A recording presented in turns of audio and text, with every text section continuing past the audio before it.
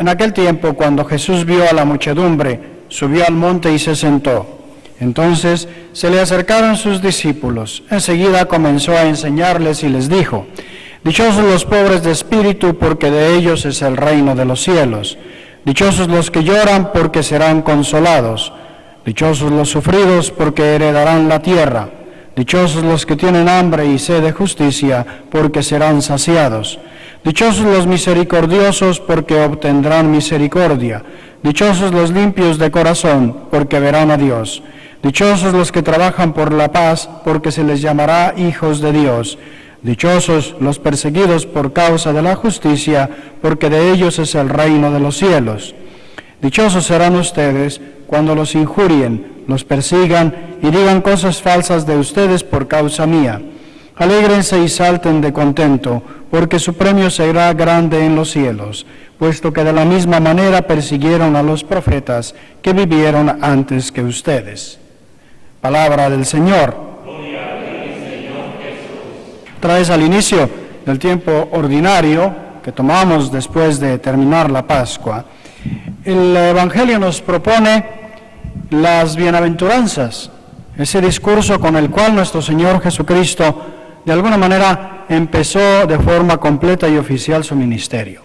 Es como la presentación de su programa, y ven ustedes cómo Mateo precisamente nos dice que llegó a un monte y se sentó, como Moisés, que baja de la montaña a presentar la ley. Es decir, las bienaventuranzas son de alguna manera el resumen de la ley del nuevo reino que Jesús viene a traer. Y creo que lo primero salta a la vista es que no son mandamientos. Para hacer ley no es un mandamiento en el sentido de mandato directo, hagan, sino, fíjense cómo empieza, dichosos, bienaventurados. Ya esta primera palabra nos dice que lo que Jesús quiere no es gente que obedece servilmente leyes, sino alguien que busca porque quiere alcanzar un ideal. Y en el Antiguo Testamento esa era también la idea, ¿no? Esa era lo que Dios quería, pero se había perdido, ¿no? De alguna manera. De hecho, yendo un poco más lejos, si lo pensamos, Jesús mismo no nos da ningún mandamiento. Incluso el que Él llama mandamiento nuevo, no es nuevo por el contenido, sino por la perspectiva. Ámense los unos a los otros como yo los he amado. El hecho de amarse ya estaba allí. Es la perspectiva. Entonces la primera cosa es, Jesús nos invita no tanto a cumplir como esclavos, porque se puede llegar a eso, yo cumplo la ley y ya está, acuérdense que había una cierta tendencia en el judaísmo y a veces también entre nosotros. Es a buscar la dicha, la bienaventuranza, la felicidad que todos deseamos.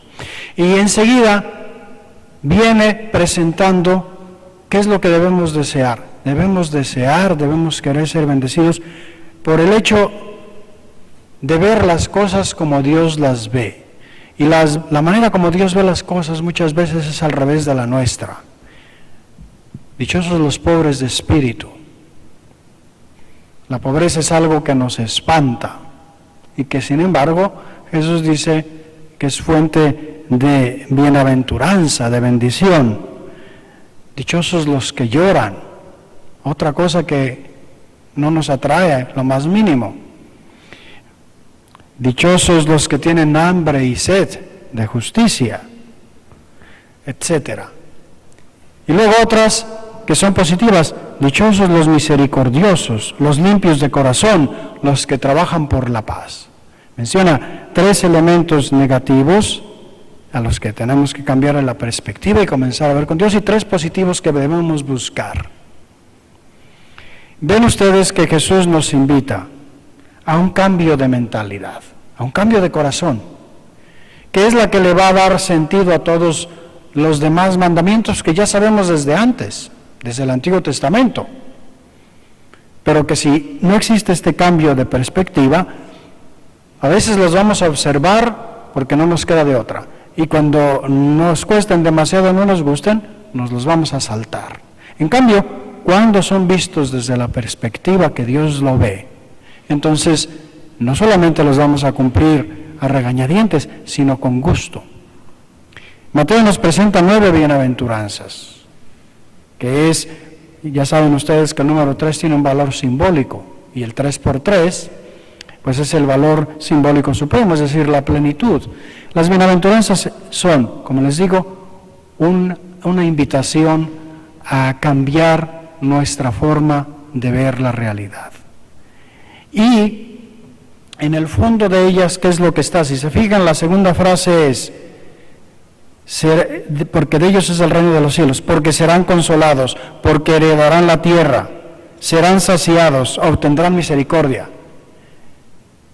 Pero no dicen porque ellos van a fabricarse la misericordia, porque ellos van a conquistar, sino que todas las frases están dejadas en el aire para indicar que los que actúen así van a recibir todo eso. ¿De quién lo van a recibir? De Dios. Entonces ven cómo sutilmente San Mateo nos invita no a observar como esclavos, sino a buscar el ideal que el Señor nos presenta, que es el que nos va a dar la felicidad, a cambiar de mentalidad. ¿Y qué significa ese cambio de mentalidad? Aprender a confiar en Dios, a dejar en Dios nuestras preocupaciones, ocuparnos de las cosas de Dios para que Dios se ocupe de darnos todo eso que nos promete. Es un cambio completo que va a suceder solamente si se lo pedimos a Dios y si nosotros nos esforzamos por acogerlo. Es decir, nunca vamos a descubrir la grandeza de la pobreza de espíritu si solamente, primero que nada, si no la pedimos, ¿no? Pero si solo la pedimos y no nos esforzamos por ser pobres de espíritu. ¿Qué significa ser pobres de espíritu? No de tener un espíritu pequeño, sino de no estar apegado a las cosas materiales o de cualquier tipo.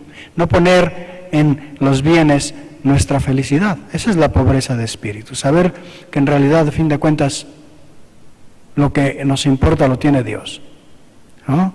Igual para las demás bienaventuranzas.